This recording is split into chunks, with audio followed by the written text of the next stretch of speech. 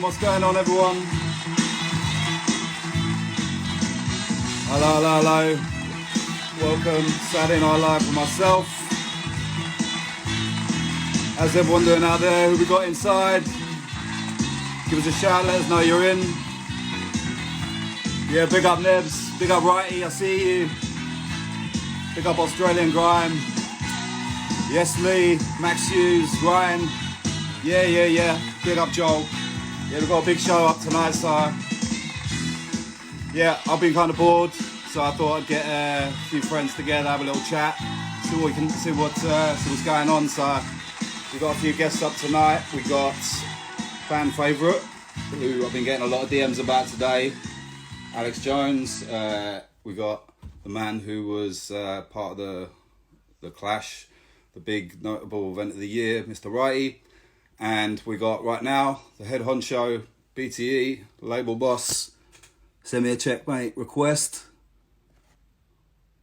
Where are you, my friend?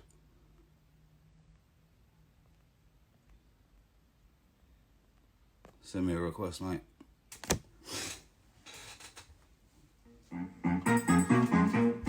So yeah, Ciecmate's going to be stepping up for a little chat. If you got any questions, put them through on the chat and we'll try and get them answered. Can't Ciecmate, send me a request. Where is it? Here we go. Is the music too loud or is that alright?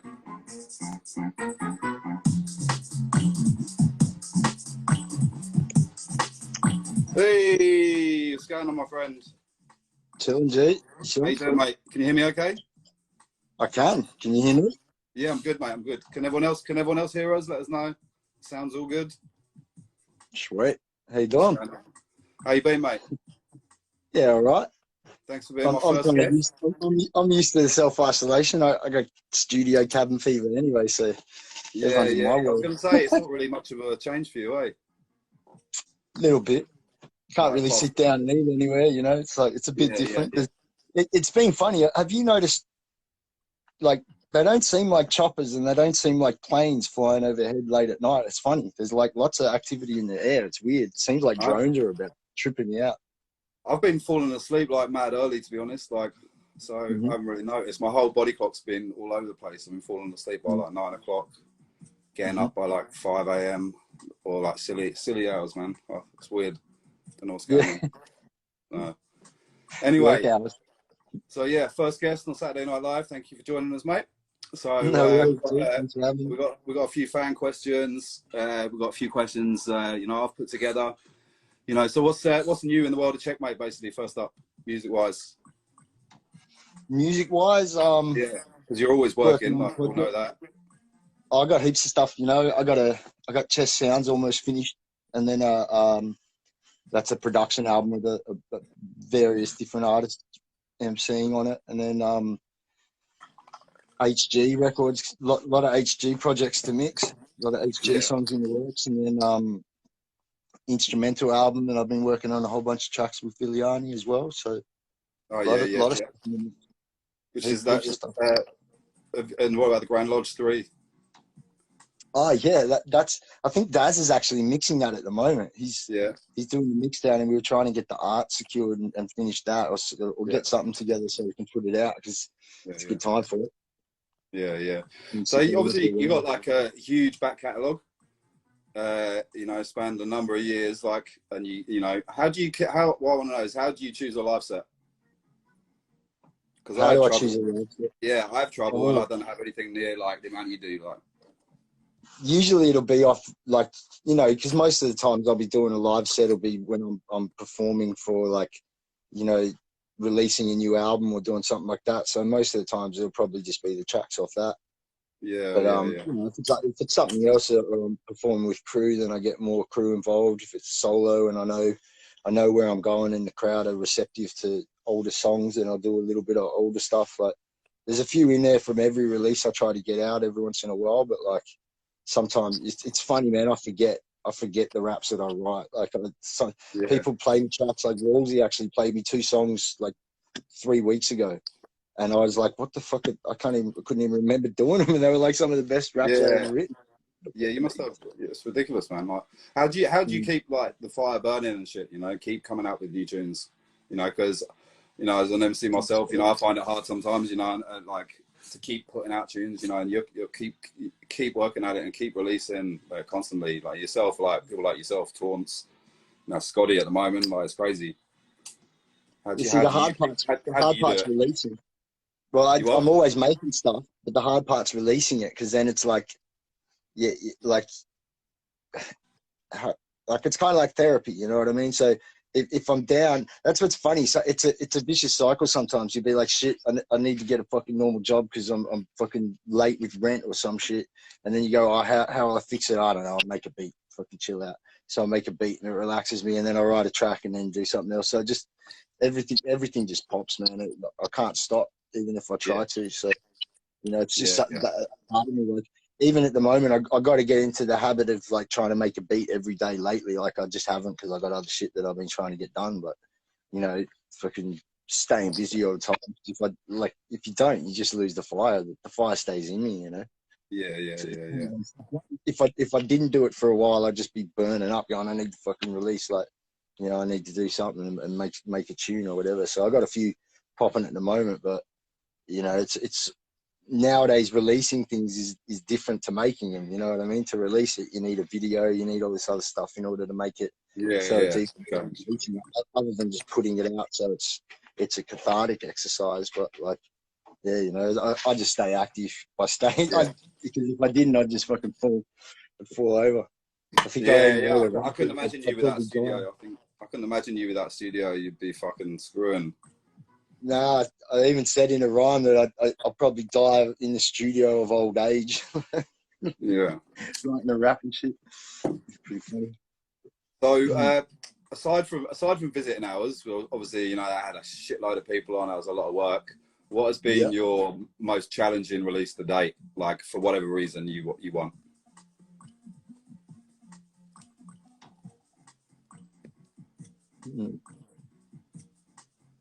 It's a hard one. Like of my own, of ones that I recorded, like your solo release, or even, you know, something that has been primarily you know. So I don't know. Like most of my solo release has been pretty smooth. Most of the releases I've done with other crew have been pretty smooth. It was like, I mean, from regards of like a mixing perspective, probably Chess Sounds is probably the second one, because it's you mixing a whole bunch of different people and it's recorded in different places, so it's similar to visiting hours in a sense. But I'd probably say that, you know, in regards to things that I've personally done, you know. Okay. But maybe my instrumental album, that's a different one, because I've been working on that for a few years, but I haven't put anything out because it's just like sort of different stuff. You know? Yeah. All right. And recently you entered an a cappella battle. Well, no, sorry, it wasn't even an a cappella. It was over beats. And, you know, obviously you come from a battle background, you know, you're well versed in that. But not many people step back over into that, you know, later on. And, you know, I know you were very confident going into it, but was there ever a part of you that was like, shit, maybe this might not be a good move, or nah? You're always fucking confident you're going to smash it. And like, it was funny. I was getting some funny messages from people going, "You shouldn't do this. Like, you're ruining your brand. What if you get burnt?" And it's like I'm Ciecmate. Like, you can't burn me. Like, even if that was the whole thing. Like, if you watch the battle, that's where I came from. The perspective. It's like you might win battles, but you haven't got a catalog. You know, I was like, you might battle lots, but you haven't got a catalog. You're just another rapping flog. Like, you know, so it's. At the end of the day, it's like I'm pretty well achieved with the things that I've done. So entering the battle for me, it was a bit of fun. It was more of a challenge in there, and it was fun battling the dude. And it was probably more of a challenge for him to be battling on beats, because he was an a cappella battler. Yeah, that's what I thought as well. Watching the back as well, I thought. Yeah, he was the champion of the a cappella battle league, and like working on beats. Comparatively to the a cappella stage, it's just totally different. I think if you start an a cappella battling and then try to move into rapping on beats, you know what I mean? It's a whole different ball game, isn't it? Yeah, well, yeah, he did good, but you don't have enough space to be able to you know, emphasize the point in what you're saying as much on beats. You got to fit it within the bars in order to make it work, and they were pretty much all like 90 BPM beats, so it was pretty formatted, you know?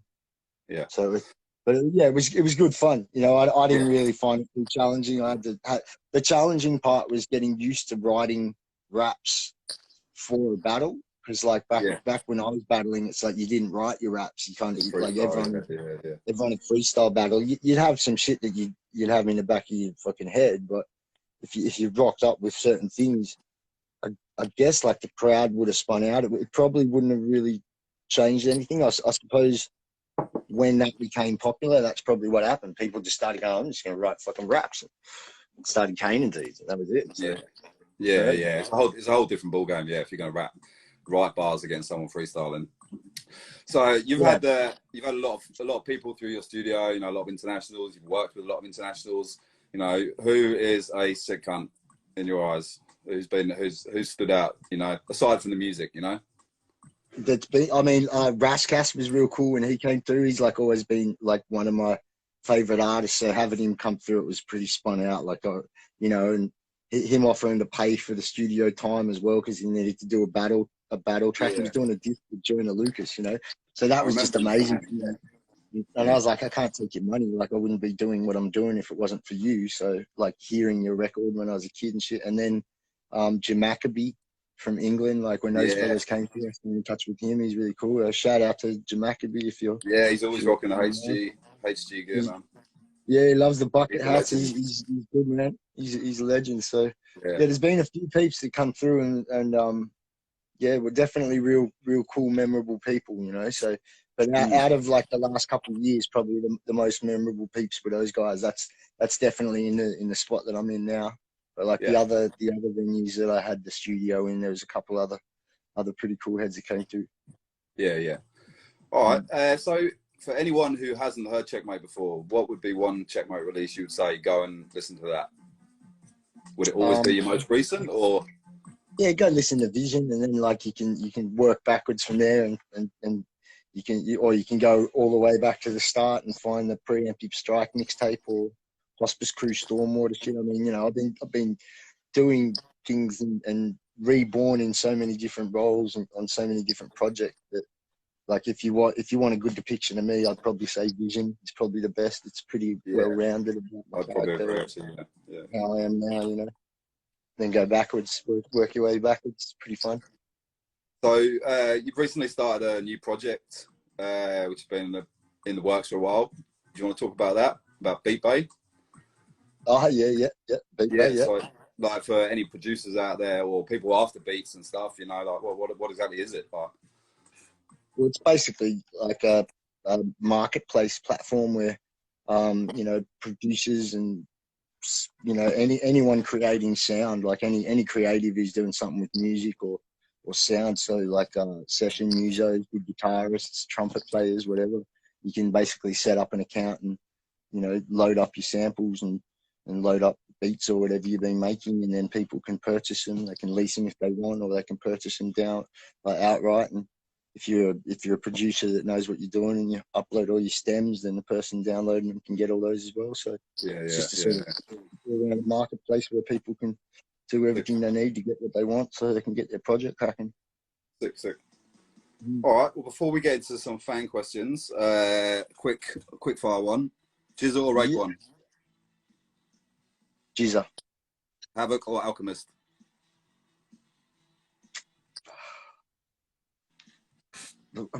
What year are we talking? Come on, man. You just got to pick, man. There's Havoc in the 90s and there's Havoc in the 2000 era, and then there's Alchemist. Alchemist well-rounded. I'll go Alchemist, well-rounded. Chicken or beef? Chicken. East or west? West. Red or meth? What are we talking about? West is, oh yeah, okay, West. Yeah, I like West. East, red or meth? Red, actually, I like red. Spliffs or bongs? Both. All right, cool. And I actually, and something I would ask any BTE people or people who knew them, like, you know, we often, like, you know, get a bit sad about the passing of, like, you know, Gargs and Murky, but so I want to keep it upbeat. Any funny stories about Murky or Gargs that come to mind? Too many. Yeah, when I built my booth, like back when I was living in Hoddle Street, and I had a studio up on Hoddle Street in Collingwood, and I built the booth so it was big enough to fit Swami G and like hype and like secure enough to fit Bigfoot when he was hyping and stomping around. But Yeah, I didn't yeah. take into account Murky. And he came to the studio once, and I'd actually made a floating floor, and it was a funny one because I got like about 50 door stops, plastic ones, and I created like this floating floor with a bunch of them, and then put like plywood over it and carpeted it up, and it was pretty sweet. So when you went in there, it was like a bouncy little floor.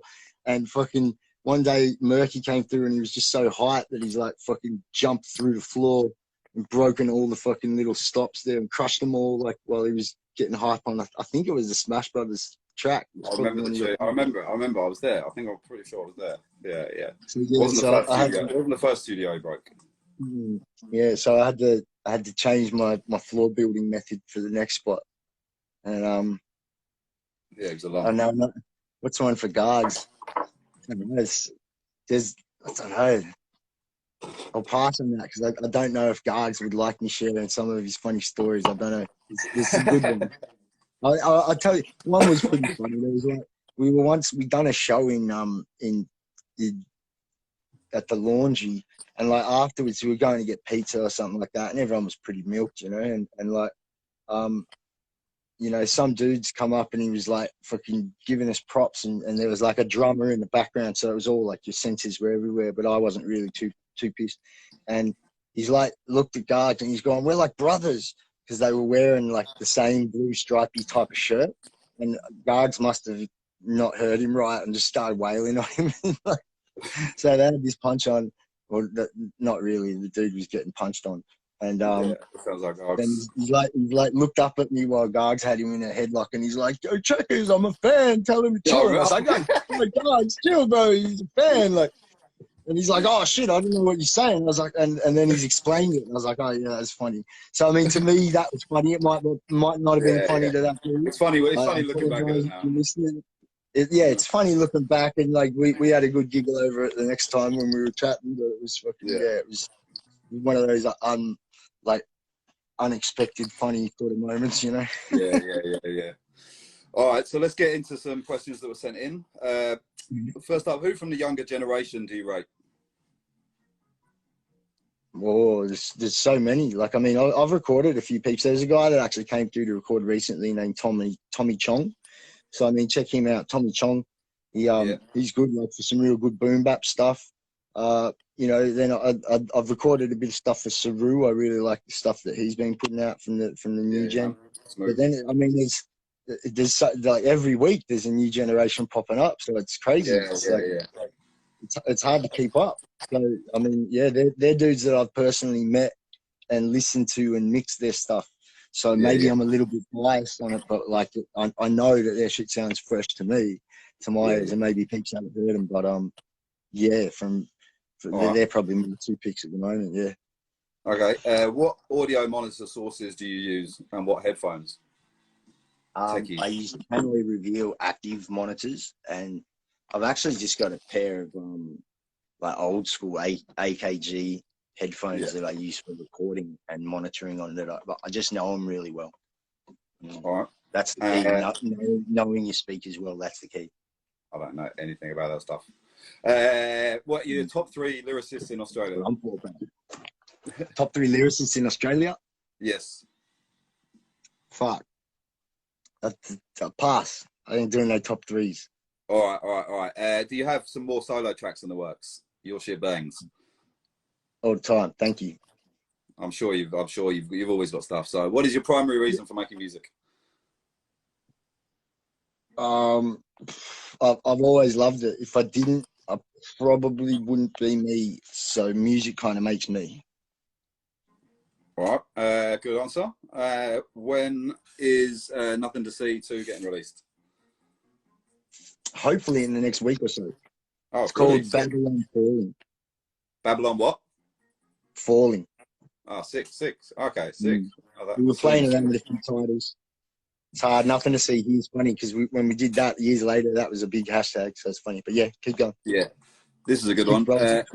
What's one experience you've had with a draining individual that changed music for you?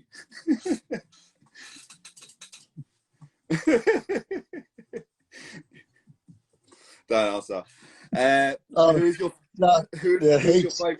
Who's your favorite person to work with?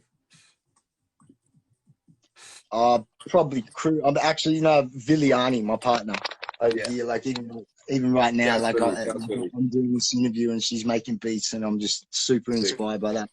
So I mean, I'm biased, but outside of that, probably within my crew, I'd say you and Gutsy work really well together, right? Like, man, you and Gutsy. Yeah, I enjoy working with Guts. It's always fun, Anyone in the crew, I always enjoy working with, But outside of the crew, there's heaps of peeps, man. I couldn't say, but there's so many. I enjoy working with everyone, but like the people I'm enjoying working with the most and the most inspired by are the ones that I'm around constantly and that I know well, All right.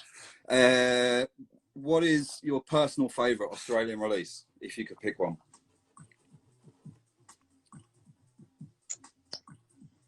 I'd have to say Money Walks by Prowler. It's so classic. It's a lot of people say that one. It's a timeless classic, but it's era defining. It was ahead of its time, but it was like the perfect moment. You know what I mean? Like, that'd probably have to be it for me.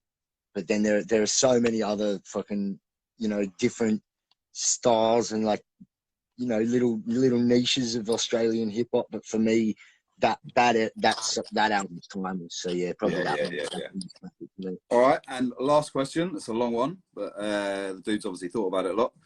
I think it's great that Ciecmate speaks the truth, but how does he deal with the stress of it, and what's his main motivation to stay true and keep it real when he has the mad skill set and knowledge to make and sell popular mainstream rap for huge profits and mad respect? Oh yeah, and he lacks the recognition he deserves because he talks about touchy subjects. Well, you got to speak truth. You got to speak truth to power on who you are. So it's like I could rap about being at the club and shit that I used to do that wasn't really fun to me, and I could rap about making it fun and act like that's what I do and try and sell that. But it's like once I started reading up on shit and looking at the world in a different way, like my mindset changed. So for me, music is a reflection of who I am inside as well as outside. So it's like I had to reflect what I was thinking, what I'm seeing. So it's like, I mean, I've got other avenues to be able to make money from in the musical field because I'm blessed with the production skills and stuff like that. So I can make songs that are popular for other people. I could write stuff for other people, but for me, lyrics are something that I have to feel nowadays. Like I've written some stuff in the past that I listen to now and I go, no, I've changed over time. But when it comes to like the way you think and the way you look at the world, it's a bit different now. So, I'm a bit different. So I kind of look at songs as being, you got to be saying something or else what's the point of speaking, Yeah, no, I hear. All right, mate. Thank you very much for fucking joining me tonight, mate. It's been a pleasure. Got some good questions through. And it was fantastic. Thanks for having me. So what's up to Billy, and stay after you and stay safe and all that business, and I'll catch you soon. Will do, G. Thank you very much, man. All right, in a bit. Peace, everybody. What's going on, people? All right. I think we're due for another guest. I'm just gonna have a quick shot.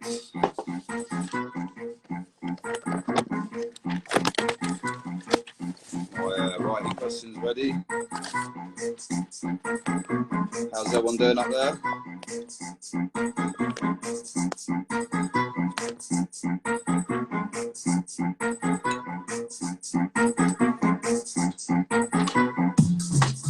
What's going on, Reason? Big up Reason.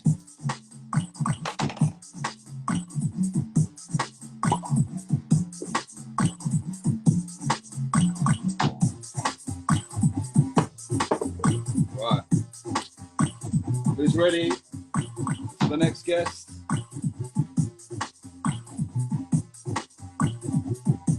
Part of one of the most notable events of the last year.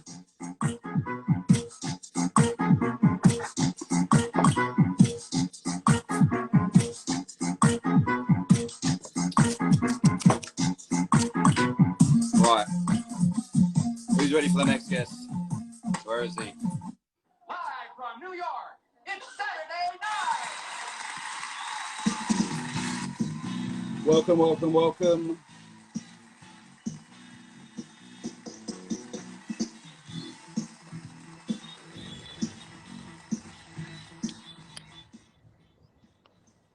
Konnichiwa. Konbanwa, Fraksha-san. How you doing, my friend? I'm well, mate. I'm well. What's Just been at the going front on? of my fucking unit here. What time is it there? Hour earlier than you. So what's it? Fucking this went live at 6 p.m. my time. Yeah. Okay. So how's it going, pandemic style in Japan? Yeah, good, man. Like, I think, like for starters, Japanese people don't shake hands, so that helps. Yeah. You know, and even before, like even in summer, if you get on the train, probably 15-20% of people have got a mask on. You know. Just at any given time in Japan, and then probably lead into winter, it's about 50%. And now it's everyone, like everyone's got a mask and everyone's doing their thing. And like, there's been no shortages at the supermarket. There's no like pandemonium. Yeah. I think people have like a healthy sense of shame here. You know what I mean? Like people have, unlike maybe some places in Sydney and whatever, where people just go nuts and fucking wild out, you know? So I suppose, like you say, they take that hygiene stuff a lot more, like it's kind of standard. You know what I mean? They do, and the Japanese way is to just toe the line, man. No one wants to stand out or be that guy, you know what I mean, or that person who's being a dickhead. So, just generally, man, it's pretty sweet here. Did you consider coming back to Australia at all? Because I know they were like the government was saying, "Oh, you've got to come back," and rah rah rah. Did you? I did for a bit, man. Like just when this was all happening, when Corona was just breaking out, my grandma actually had a fall. Thank God she's good now. But it wasn't looking good, and I was like, fuck, do I fly home? Yeah. But then, like, things were changing so quickly day to day at that point where it's like, man, if I fly home now, am I going to be able to get back into Japan? And that's actually happened now. If I do go home now, at the moment, I wouldn't be allowed back into Japan. So I got to stay here with my wife, man. She's my number one. So I'm here for now, you know. Due to come home in September, maybe December. Yeah. But enjoying it while I'm here, man. All right. Well, let's just go back a bit. Like, so tell me, what was your first time spitting on grime on stage? Like, remind me. Like, I was trying to think today. Would it have been one of the Reload parties in Sydney, or on stage? You know, when you in 2013 when you and Sam did your joint launches? Yeah. I think we did. You come up to Sydney first, and then did Melbourne, or vice versa. Yeah. Sam usually does his sets with Nebs, but Nebs couldn't make it that night for some reason, and like right at the last minute, Sam was like, "Do you want to come up and do my set with me?" And I bumped that stem shit like heavy, so I knew all Sam's shit, and ended up doing that. And then on one of the That's Them joints that Nebs would usually rap on, I just did a verse on that, the one with the fucking Jake Hecky line. So that was the first time ever rapping on grime on stage for sure. That was the first time I ever got on stage for a show. Yeah. What was it about grime over? Because obviously you did rap before, like a bit over boom bap here and there. But what was it about grime that got you, wanted to? Man, it's the energy. Like I've always compared rap to sport. Like I've always said, like rap is sport, and obviously rap is art. You know, I've got a good mate that I debate this with on the reg. But like generally speaking, I think rap's competition. You know what I mean? Whether it's rap or grime or even the sound system culture that really kind of birthed both hip hop and grime. It's DJs battling, you know what I mean? There's B-boys battling, MCs battling, like it's a competition. I'm the shit and fuck you. You know what I mean? That sort of energy in grime is what kind of draws me, you know what I mean? I think like as far as rapping, like it's weird. I don't listen to in terms of like all the albums and all the tracks I've really got into and just obsessed over it, grime doesn't make up a huge part of that. But in terms of beats that just make me want to rap, there's just certain grind beats, and I'm like, I just hear like everything I've done, for example, like Takeoff was your joint, wasn't it? Takeoff was a big one, man. I heard, yeah. I was at a mate's fucking. It was like a 3-night bender for $1 on the Gold Coast, and Sam played P Money's version on the Takeoff beat. And I was just like, what the fuck is this? And like that night, I went to my room. We had this fucking pimping apartment. Ended up going back to bed and just found the Takeoff instrumental and just played it over and over and wrote like a verse and a half that night. You know, just like, and that's generally how I write in general. I just catch a vibe. It's usually off the back end of a big night, you know what I mean? At that, when it hits like 3, 4 a.m. and fucking everyone's gone their separate ways and I want it back in bed and that's when I generally write a lot of my shit, you know what I mean? Or have done historically. So, for anyone who doesn't know, you're part of like SRG. You know, tell us, it's got a few notable Sydney members, you know, tell people what that's all about. Yeah, Sydney Rap Guild. So, headed up by the man Subak, DJ Tubak. If you don't know, fucking figure it out. Tubak's the man. You got Simon Nebs, that's them. Bin Stinkers aren't so active these days, but that's Tubak and Rinse and a couple other dudes. And fucking a couple of dudes who are not so much artists in terms of rap, but a mate who does a lot of clips has a company called Versus. DJ Ology. And my man Benny, April 77. A lot of if you haven't heard the name, a lot of people out there would have seen. Everyone out there would have seen albums that have been done. Stuff's crazy. Yeah, if you like Aussie rap, you've seen albums where he's done the cover art. You know what I mean? That's Ben from April 77. So that's the crew. Sydney Rap Guild, man. Yeah, established 2012. That's the crew. All right, so onto the clash. So you've obviously explained, like previously, you know, the reasons for the send and what you know, blah blah blah. You know, you would have expected a lot of blowback and stuff online, I'm sure. You know, you really kind of experienced the full force of like an army of trolls. Like, really, like how was that? Was that, you know, overwhelming, frustrating? Like, it was just, I guess it was surprising. Like, I knew it would come. Yeah. I didn't expect it to be quite so fucking. Yeah, man. It was like blocking cunts was a full-time job there for a sec. You know, like. Yeah. And good on them. Like, I think it's kind of funny. Like, I kind of, like, I read what they say and I'm like, fuck you, you block. But I appreciate the initiative, you know what I mean? I respect the hustle, you know? So it was surprising more than, I knew it would come. I knew what certain people would think and say, but that's fucking all part of it, you know? Yeah, yeah. So going into, like, you know, the couple of weeks before, just as coming up, like, were you still as confident as ever, or were you starting to think, you know, shit, I need to prepare, or that's the thing with me, man. That's what's so stupid, man. Like, I'm always confident. Like, like, look, man. I've in terms of official tracks, I've done like 2 actual joints. You know what I mean? One on a dude called Jambi Supreme's album, big up Jambi, and one on Scotty's album from last year, last year.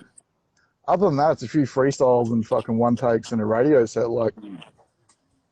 And all that said, I've done fuck all, but I've got the respect of dudes that I really respect, and for me that means everything. So, you know, like, I've done next to nothing, but legends that I respect are checking for me. So, like, I know I can rap, man. But that sounds like a cocky fuck, but I know I can rap. I don't think anyone would ever dispute that either. You know what I mean? No, like, well, some people would. I remember like on the day, like when you rocked up, like I felt like you kind of had a bit of a vibe, like, fuck it, let's just do it. Like you got him like already like kind of a bit like defeatist almost. Would that be fair, or were you? Looking back, man. Looking back, I was just fucking. You went in. Looking back, it's all a bit of a blur. Like. Yeah. Like I kind of summed it up in a post that I made. Like, I'm that kid. Like, without tooting my own horn, I'm fairly clever. Like, I've always been able to. I'm that kid, whether it was school or sport or whatever. I could put in minimal effort at the last minute and still come up with the goods, you know what I mean?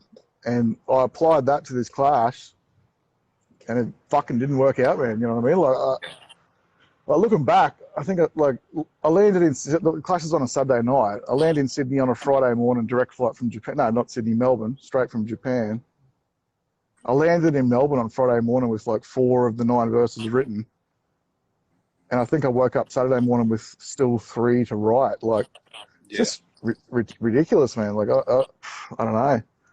I think probably definitely a very healthy dose of fucking self-sabotage thrown in there. Probably like a very good way to just sabotage the fuck out of myself and make myself look like a cunt, you know? Yeah. If I'm being completely honest, like, How do you feel like? How do you feel now, looking back, like at your performance, your bars, his performance, his bars, like at the overall clash now? my performance is terrible because I wasn't prepared. If I'm being honest, I think I had the best bar. Like in terms of like the best bar, I had the best bar. I can't remember any of the shit he said. Like I remember there was 116 where I think he just said over and over, "You're a fat dickhead, you're a fat dickhead," or something like that. I can't remember anything that he said like cutting me deeper. I remember him saying something about.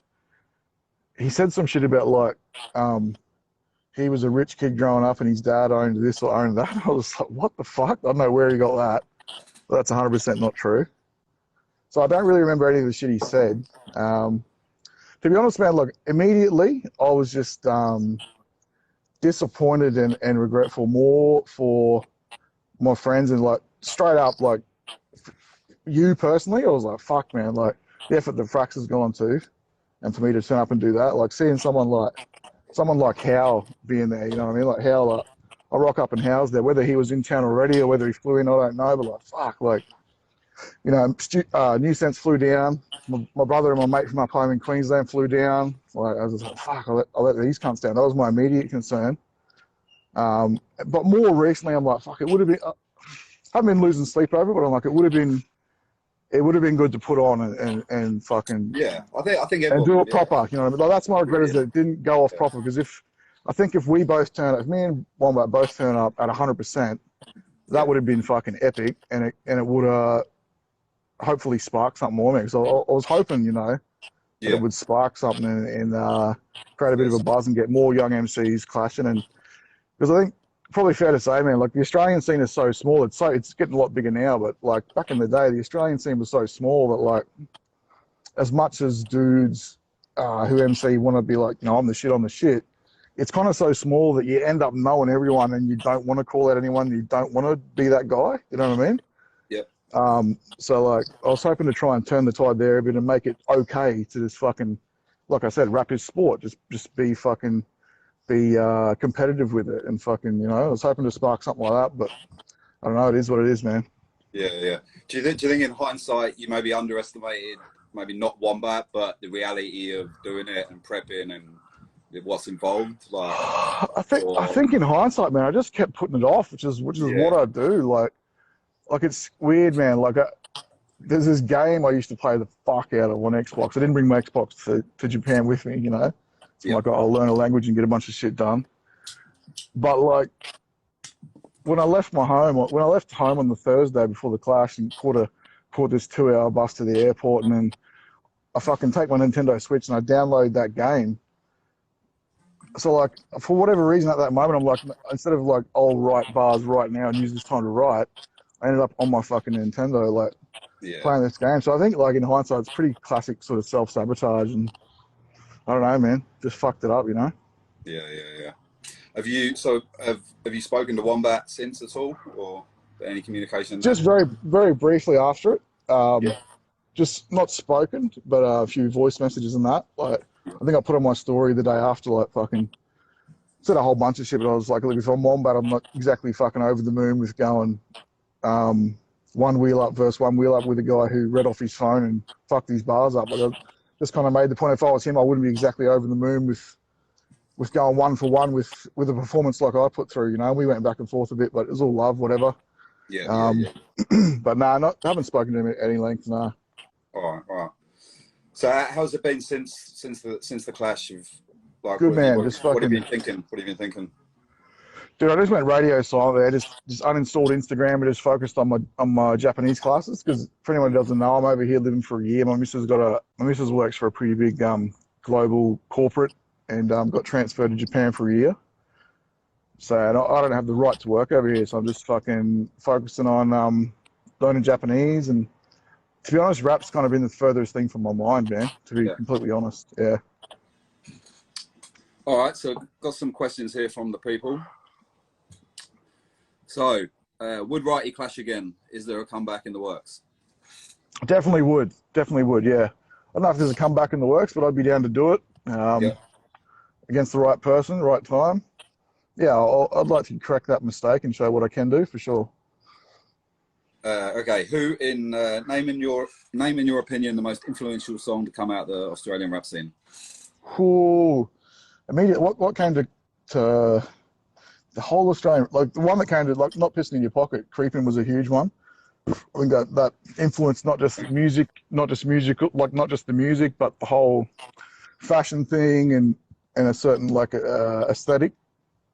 I think, like, I've talked about this with my mates, man. I think you and the boys, like the Smash Bros, arguably the most influential dudes in the game. You know what I mean? Like, obviously, there's a lot of forebearers and legends that come before that. For me personally, Lazy Grey. You know, I lived in Brizzy 04, 05, Yeah, and Lazy was the man at that time, still is. So that was huge for me. Probably most influential album, maybe Stages Set, Lyrical Commission. Yeah, definitely, I'd agree with that one. What's your primary reason for making music? I don't really make music, dude. I don't really make music. Well, But you kind of said like kind of like the sport of it, you know, like I suppose, yeah. Yeah, my primary reason for writing stuff. is just catching a vibe, man. I just catch a vibe, I catch a certain beat. Like the way that I write is I'll hear just a certain beat and it'll catch my ear and then I'll obsess over it. Yeah. For sometimes up to a year. Like the 64 that I did, that one take, like 64 bars, I just obsessed over that for nearly a year, man. And just fucking I don't know.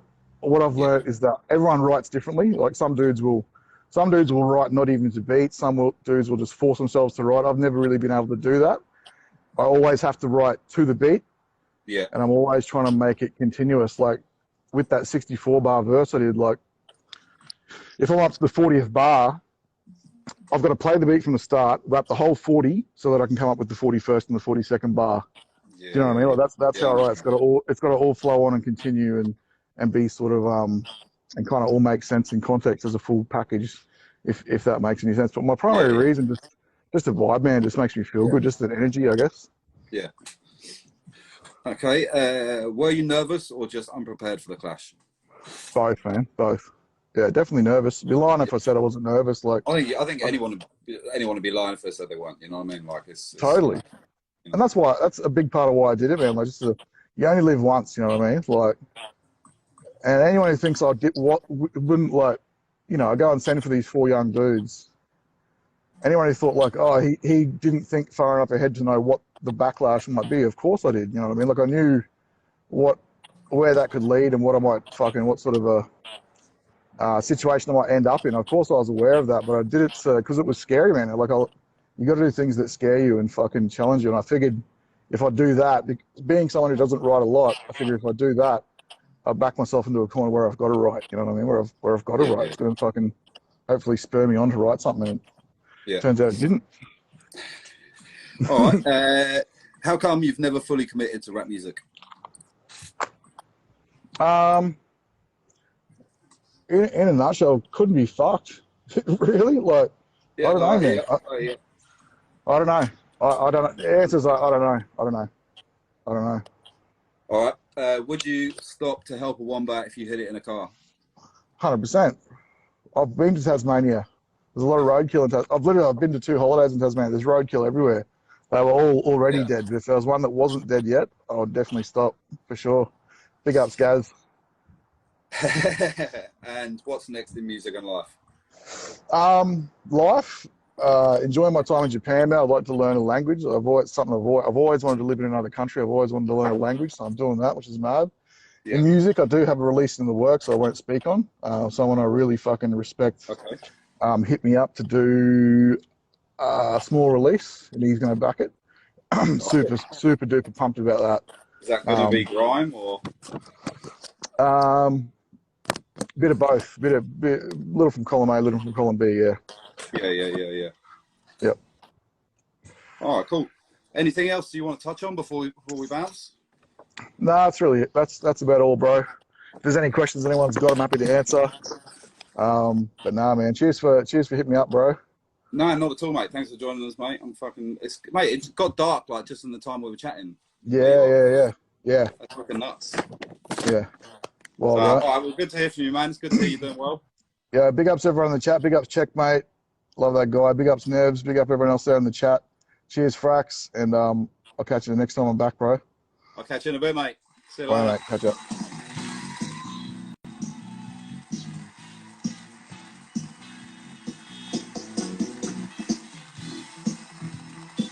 Everyone make some noise.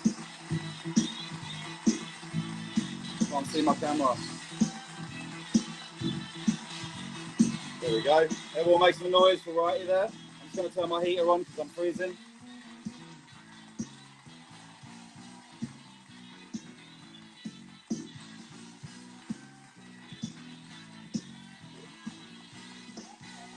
All right. You ready for the next guest?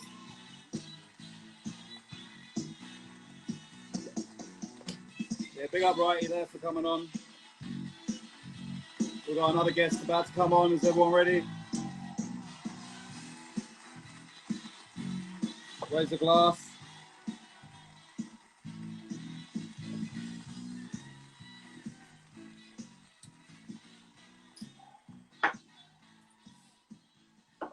Forgot the lemon.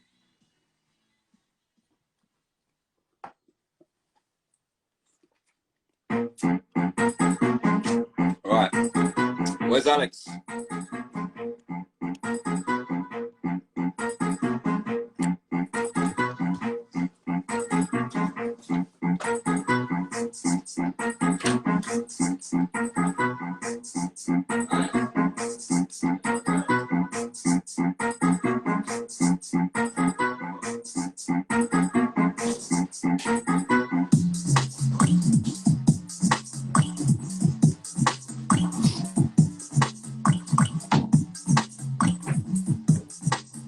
All right. How's everyone going? I haven't been reading the comments. Sorry. Yeah, big up everyone locked on, man. Right, is everyone ready for the next guest? Make some noise. The LG's man himself. Well-known conspiracy theorist. Mr. A. J. Mr. Alex Jones. What's going on, my friend? What you doing, bro? I'm just going to go and close my door. What's everyone doing?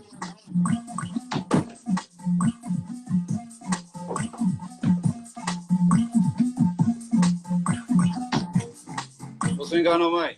How you doing? What's cracking, bro? So obviously I know how you're going because you're in the next room to me. So yeah. So tell everyone, you know, who hasn't seen you for a while, how you been doing? What's been going on? I've been good, man. I've been getting healthy. Sober as fuck. I'm healthy as fuck. Yeah, you're looking good, mate. Looking good. Good shave. So That was sick, man. Let's get straight into it because we got a lot of fan questions and stuff. So pardon me. So fucking hell. So yeah. So growing up in Melbourne, you know, we've talked about it before. You know, the graffiti culture and stuff. You know, talk to me about that. You know, when you first got involved with that, at what age, and you know how it was growing up in Melbourne. I feel like the graffiti culture and hip hop culture sort of go hand in hand, especially like growing up in Melbourne. Probably started when I was about 14 or 15. I'm probably even younger than that, but yeah, I feel like the graffiti culture definitely goes, especially like when we were younger as well. Like the hip hop culture, especially in Melbourne, was heavily like centered around graffiti and yeah. Yeah. So what's so special about Melbourne to you specifically from a, you know, creative standpoint? You know, Right, everything, man. Everything about Melbourne is special. I just lived in Sydney for a bit. Fuck that, man. Everything, the public transport here is better.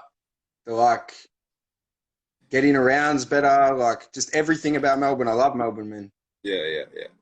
So what were you like at school? I reckon you were a bit of a nightmare for teachers, but you know, what were you like at school? Did you like learning? What subjects were you into?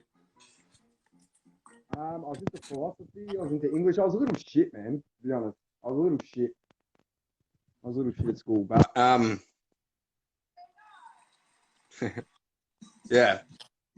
What subjects were you into? Like, Philosophy, English,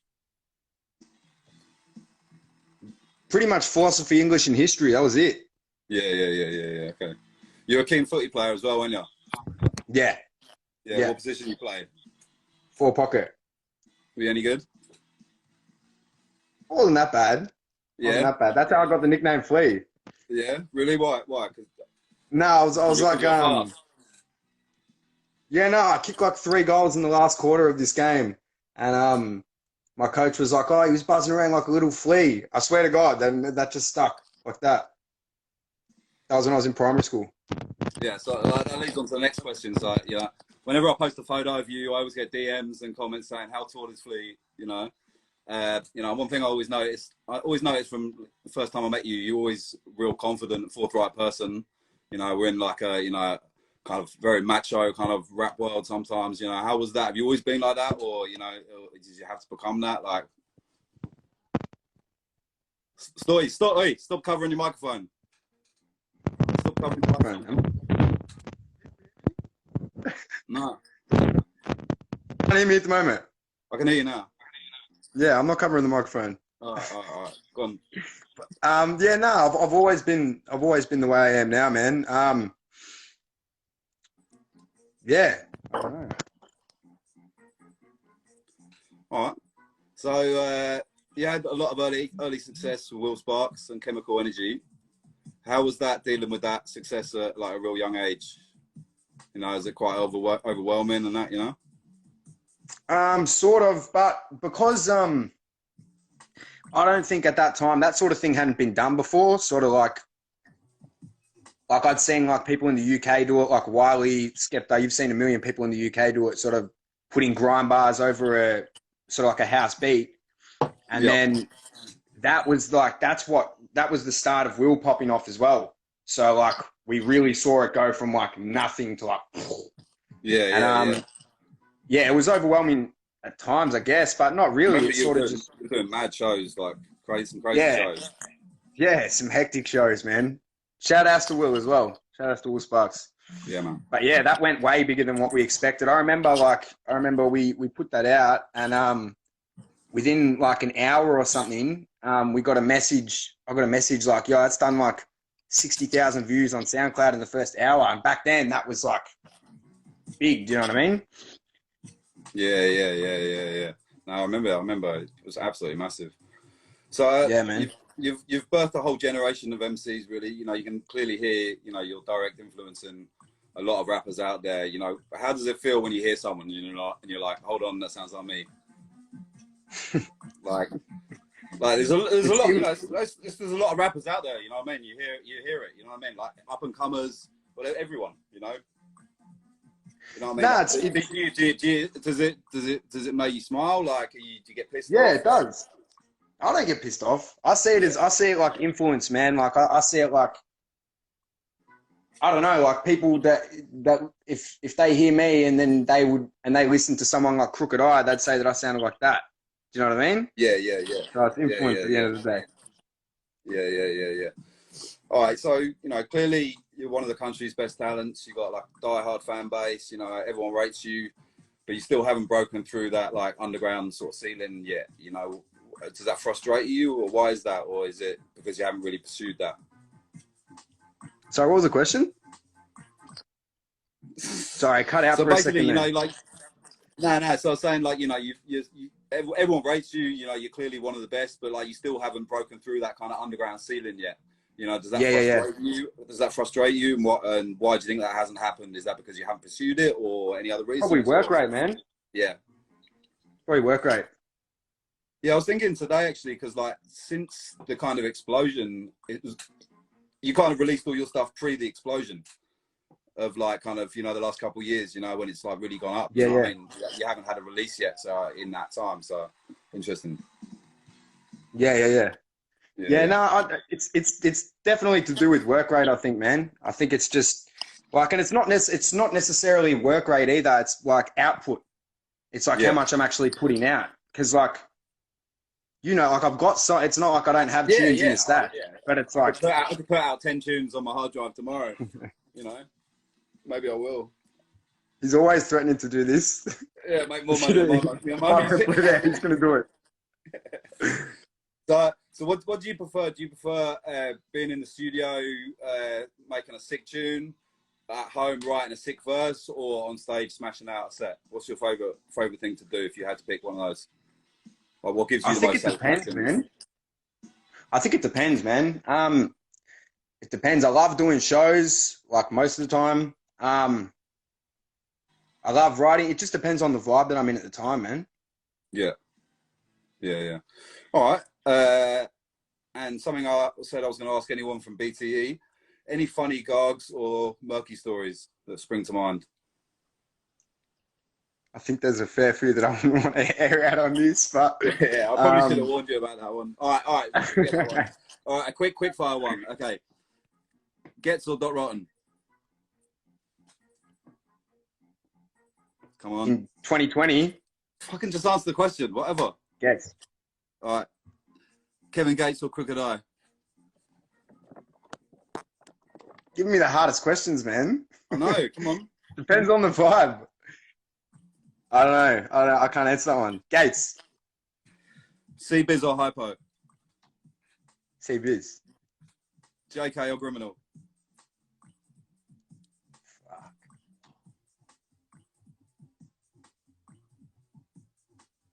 I don't know. JK? I don't know. It depends. Like old Criminal or I don't know. Wait. What? One more question. Skepta or Wiley? Skepta. Okay, I'm going to have to end it because it only allows us to do 60 minutes. I'm going to end it, save it, and we're going to come right back, okay? So no one go anywhere, okay? And then we're coming back for the fan questions. Saturday Night Live. Flea, join in.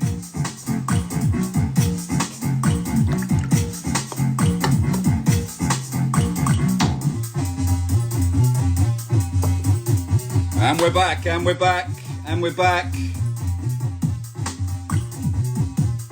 Welcome back, welcome back, welcome back, welcome back.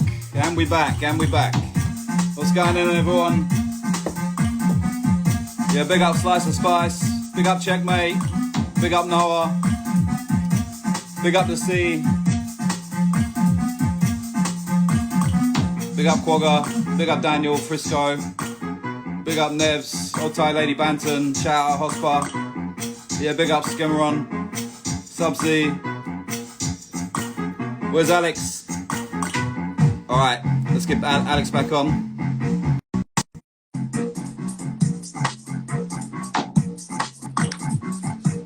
All right, I got him with these questions now. All right, and we're back, and we're back, and we're back. Saturday Night Live, Saturday Night Live. Saturday Night Live. Welcome. Part 2. All right. Now these ones are the special questions, mate. You ready for this? So Yeah, bro. you're the Essendon Don. We've got some Essendon trivia for you. All right. Start it off pretty simple. Where did Essendon play from 1922 to 1991? Windy Hill. Yeah. How many AFL/VFL premierships have Essendon won? 16. Whoa! And who equals that? Carlton and I think Collingwood Yes, Junior. Nah, it's just Carlton. Okay, now stepping into the difficult ones. Which year under Kevin Sheedy was Essendon's worst in 70 years? Oh, hit me with hard ones now, man. Come on, man. Think about it. Sheedy, his worst year, 70 years.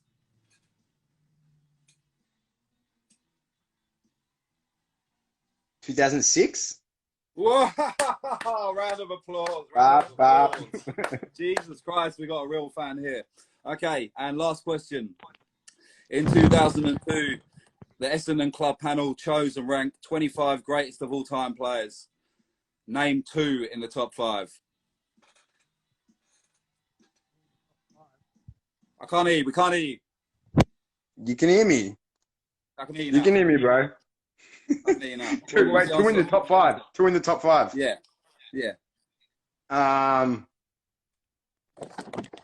What is this like overall? Like the whole? Yeah, so 2002, they ranked their 25 greatest players of all time. Yeah. Who's Two in the top five. Yeah. John Coleman, Dick Reynolds. They got to be in the top five. Come on, man. Fucking yeah, they won it too, mate. All right. I told you I'd be good at this. Extra points to 3, 4, and 5. Come on. No. We're not going to go there. Come on. You got to give it a go now. Come on, Dick Reynolds, John Coleman, 3 more. 3 of all time. I don't know. James Hurd. Yeah, that's number 3. Come on, mate. You're 3 for 3 so far. Come on, mate. Two more, mate.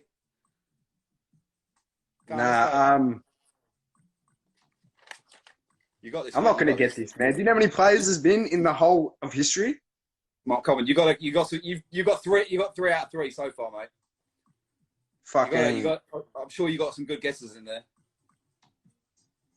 I'm going to say Matthew Lloyd because I want to end this question. I know he's not going to be in there. No, you're out. Okay, the next two were Bill Hutchinson. I never would have got that. And Simon Madden. Someone said Gavin Wang. Shout out to whoever said Gavin Wanganeen. Because I was going to say Gavin Wanganeen. All right. So now we're going to go into a few fan questions, all right? So what was your first time on stage? That was the Laundry Bar 2000. Was that the one I was at? Yeah, that's where I met you, bro. That's where I met you, bro. 2011. That was your first time. Okay, cool. All right. So yeah, that was the first show. Yeah. How did Flea first link with Smash Brothers? That was the next question. You know, I think that how I met like everyone together was through shout outs to Ricky, my mate, a mate of my butter that knows both of us. Me and Frax know because of the graffiti culture and sort of Melbourne culture. We know a lot of the same people. So like I think, do you know what? I think it might have even been Oz One as well that hit you up about me coming to. It was Oz One and Gecko at the same time. Was it Gecko as well? Yeah, Oz One, Gecko, and Reed. Yeah. No shit. Yeah. And then we did radio, I think. Yeah, and then after that, it was just like there was not many people in Australia doing. Can't hear you. Find me again. There we go. Sometimes when you move, this phone's buckled, man. I need to get a new phone, bro. Yeah, you get one of them iPhone X. You've always got the worst phones. All right. What was your biggest influences when you started rapping, and at what age did you start rapping? I started rapping when I was so bad. I got to send you like my first ever proper first tracks. I was terrible. You had my first one. You had mad over Aussie accent. I remember the first shit I heard. Yeah. I think I was 14 when I started rapping, and it was like what was it? Fucking my first bar was like, Keftos, I'll throw you in the compost. like I can't remember the rest of it, but it was terrible, bro. I've got to send you the song. Okay, what happened to your EP with Husky? I don't know. We did a few tunes. We still got shit. Like, we got a tune on my EP that's unreleased. We've got a few tunes unreleased, bro. Yeah. Shout out to Husky, man. Yeah. How did you hook up with BTE?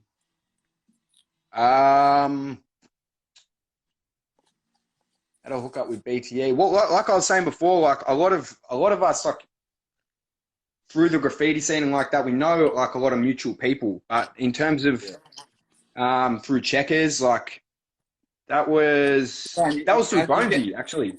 Bonesy, I think. Getting to know Checkers, like we were talking about earlier, wasn't it? You know, like you have like Checkers doesn't just sign people until he knows them. You know what I mean? Like spend some time with them. Yeah, that's it.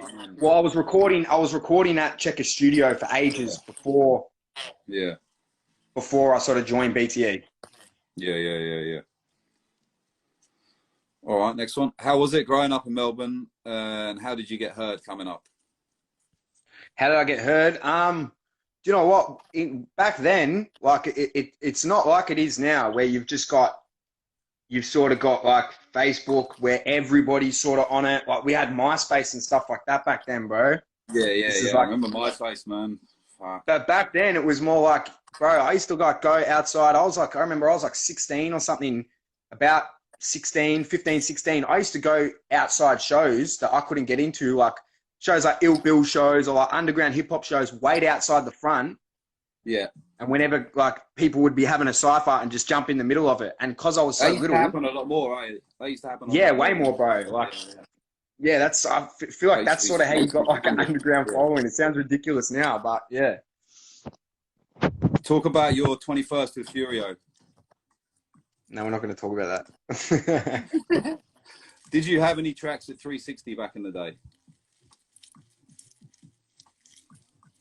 I can't hear you. Can't hear you again. A couple, I don't know. A couple might have happened. I can't remember. Yeah. What do you think is the most influential rap song out of this country? Out of this country? I don't know about rap song, but for me, the most influential, because I'm not talking about from the last couple years, I'm talking about overall. Yeah. In terms of being from Melbourne, yeah, Frem's For the Term of His Natural Life, that whole album is the most influential. Yeah, like, yeah. For me, that's like, I remember that was one of the first albums I actually went to JB Hi-Fi and I bought that. Like, yeah. I made sure I copped that. Shit was crazy, bro. He's like the Dr. Dre of Australia, bro. Like, produced everything. I got that joint on vinyl right over there. All right, hold up.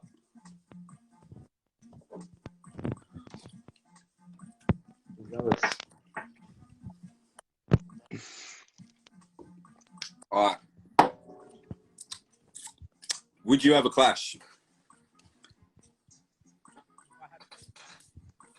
Can't hear you. Man, I'm telling you, I need an iPhone X or something, bro. Your fucking phone, man. I'm telling you, someone get play a proper phone. Would you have a clash? If I really didn't like somebody, because the thing is, like, I saw Wrighty saying this in the last video, like the Aussie scene's pretty small, and like I feel like to have the actual motivation to write, like, how many bars do you end up writing for a clash? Think about it. You can make like a project out of 3/16's a beat. So yeah. Could you find the motivation to write for somebody that you? If I didn't like, I couldn't. I could only find the motivation if I didn't like them. Yeah. You'd have to not like them. Do you know what I mean? Like. So yeah. What's your primary reason for making music? What's my primary reason for making music? Yeah. For the love of it, man. The passion, bro. Like that feeling that you get when you just catch a vibe on something, like that feeling that you get, and you just want to, like, you write something and you come back to it. You want to keep coming back to it. You keep going over it till you get the delivery perfect. Like nothing can match that. Do you know what I mean? You're quite a perfectionist like that. I've noticed. Like bro, it's like, I reckon it's almost like a drug or something. Like the way that makes you feel. Yeah. And you sort of keep chasing that. Yeah. How long did it take to write Menace to Society? It's my favorite tune. Do you know what? The night before, so I was going the next day, because I'll leave everything to the last fucking minute. So I was putting out Blood Runs Deep 2 on the 5-year anniversary of when I put out Blood Runs Deep 1, yeah? Yeah. And the night, so I was going to the studio to record all the last stuff that I needed to finish it. I just had a couple verses to do. I think I had 2 verses I needed to record. And then I was putting it out the next day after that. And the night before I was going to the studio, I just wrote that tune and just chucked it on there. Really? So, I don't know, probably a couple of hours. Oh, man. What's your favourite collaboration you've done?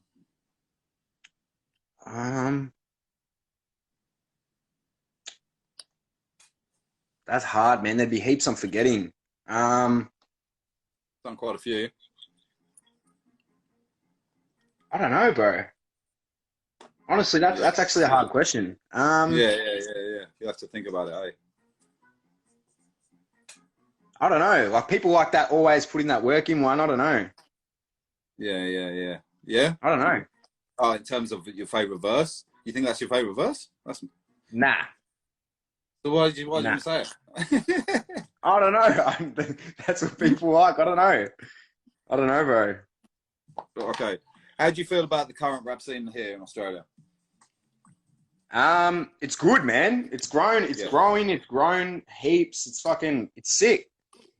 There's a variety of everything. You can get anything that you like at the moment. Do you know what I mean? If you like that drill shit, you can get the drill shit. If you like grime shit, you can get grime shit. If you like straight hip hop shit, you can get that.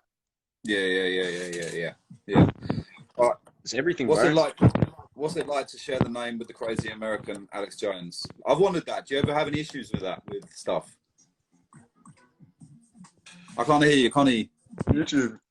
What's that? Say that again. That dude got banned from YouTube, bro. Yeah, I know. Do you ever have issues with it though? Nah, not really. No. Okay. All right. Who was your biggest UK grime inspirations? And Gets. Who gets? Gets. Yeah, Gets. I actually like Gets, Dot Rotten, Criminal. The only reason I said JK over Criminal before was because Criminal hasn't put out anything in fucking, I don't know how long it's been now. Do you know what I mean? Yeah. But, I saw he had a new freestyle the other day, and I was like, but it wasn't new. It was old bars. I was like, oh no, because everyone loves Criminal, man. He could go to a rave with them old bars and still smash it. Yeah, Chip as well, man. Chip's sick. Yeah. You know what? I watched that Chip Black the Ripper tune. It's sick. And I fucking liked it. Hey, I got for me to say that about a Chip tune, you know what I mean? So I thought that completely changed my view of him, I reckon. Yeah. Well, you keep moving your phone. And it keeps cutting out your microphone. Just hold it still. Depths. Your phone's cutting out, bro. My phone. There we go. Hello. That's cool. We're good. We're good. Like I'm just gonna keep it completely still. Don't fucking move. I saw someone comment Depthsman. Depthsman is like a big reason for why I feel like grime blew up, because people stopped doing grime, bro. All the big people, no one talks about that. Like Wiley, Skepta, Lethal, but everyone stopped doing grime, bro. And up north, they kept it going. And I feel like when Depthsman passed away, that sort of blew up. That brought heaps of people through, like JK, like P110 and JDZ Media brought a lot of people through. I feel the Midlands grime sound like was real instrumental in Australian like grime popping off. A lot of people got onto grime because of the Midland sound. You know, like Has over in Sydney. You know, you can hear like his Midlands influence. You know what I mean? Like in his grime. You know, for sure. All right. Okay. Next question. What was it like growing up in the northern suburbs? Northwest. Northwest. It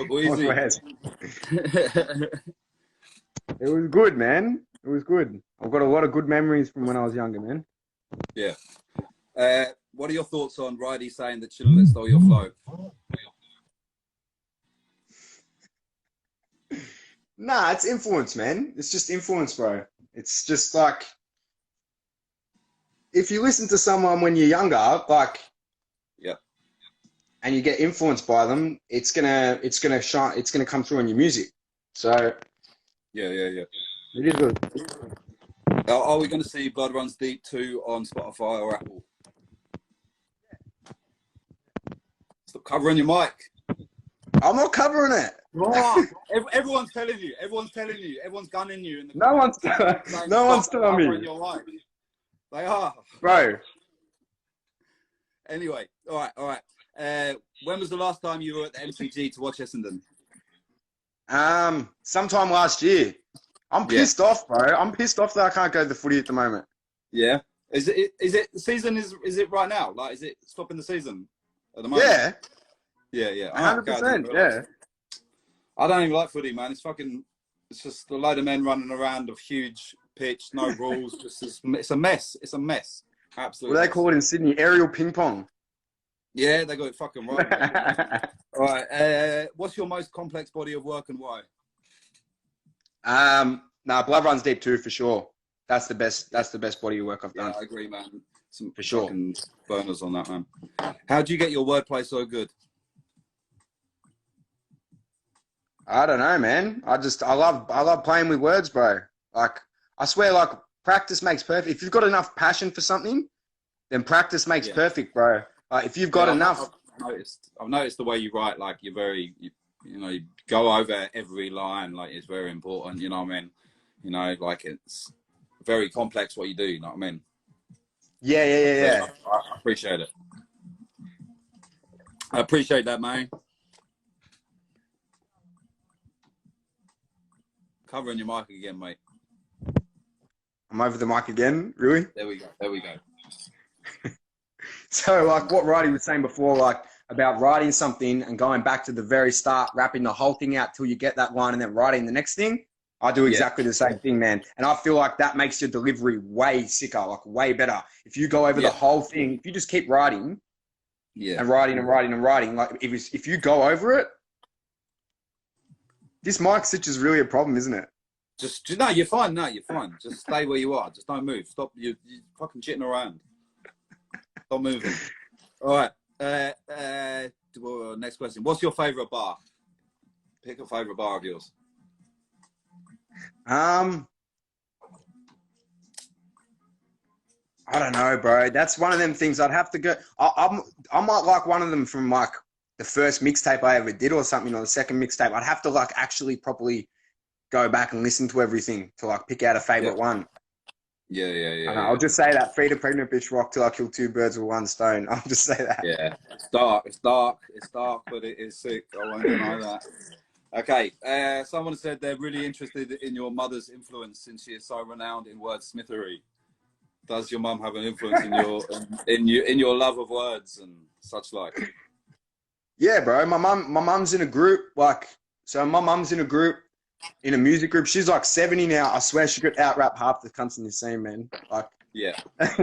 my mum does little raps and that. It's fucking gold. I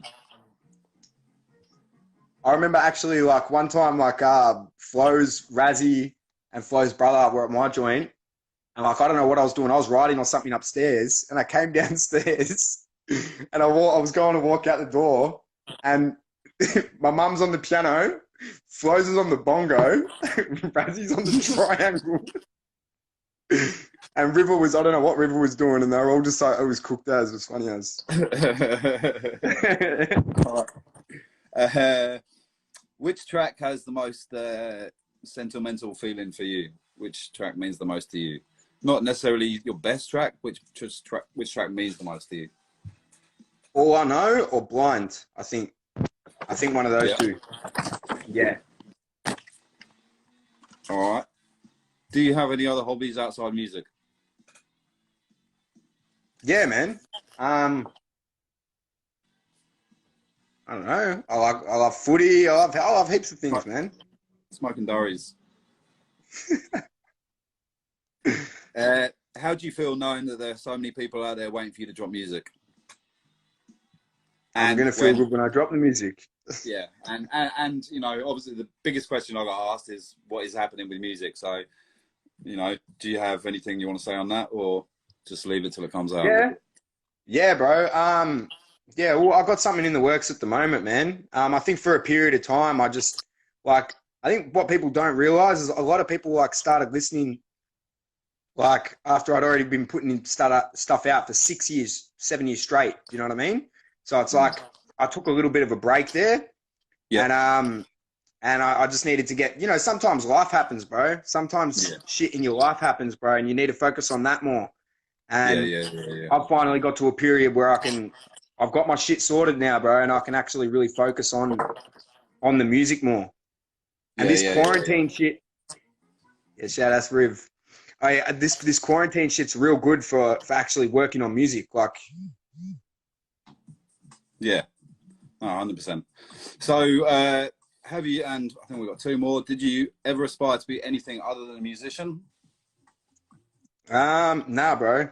I was doing a pre-apprenticeship when I was like 17. I did a pre-out for carpentry, and like, yeah, like I finished the pre-app and I was like, fuck this, like, and then made that Blood Runs Deep mixtape. I was just literally quit that to do music. Yeah. All right, I think we're done, mate. I think we're done. Anything you got to say before we leave you? Just look out. I know. Like in the past, to everyone that's watching this, shout out to everyone that's watching this. I hope everyone's safe and I hope everyone's. What's your mic? What's your mic? Watch my mic. There we go. Yeah. I know a lot of the times in the past I've said, yeah, this is when music's coming out, but like I really mean it. I'm actually really getting shit going at the moment. So like, just be patient with me, and this shit's gonna drop, and it's gonna be hard as fuck. What else I want to say? Free flows. Shout out Sana. Shout outs to Frax, man. This is sick. This is a sick idea, bro. Doing this every Saturday is sick. We'll have to get flows on from the jail cell, mate. Yeah, let's work it out. Yeah, hey, River, I saw you in the comments, River. Let's work this out, bro. Yeah. We'll get flows live, man. We'll break the internet. Yeah, bro. All right, bro. Peace out, mate. Peace out. I'll see you. Peace out, brother. Laters.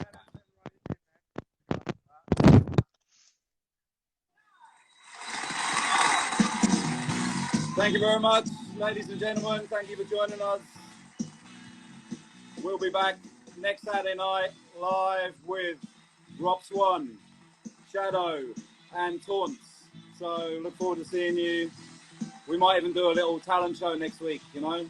Any rappers, any singers, break dancers, whatever. You got some magic tricks, some comedy, we'll get you on. We can get something going on. So we'll see you next Saturday, Saturday Night Live. Thank you very much for joining us. Thank you for my guests, Ciecmate, Mr. Wrighty, and Alex Jones. I will see you guys later.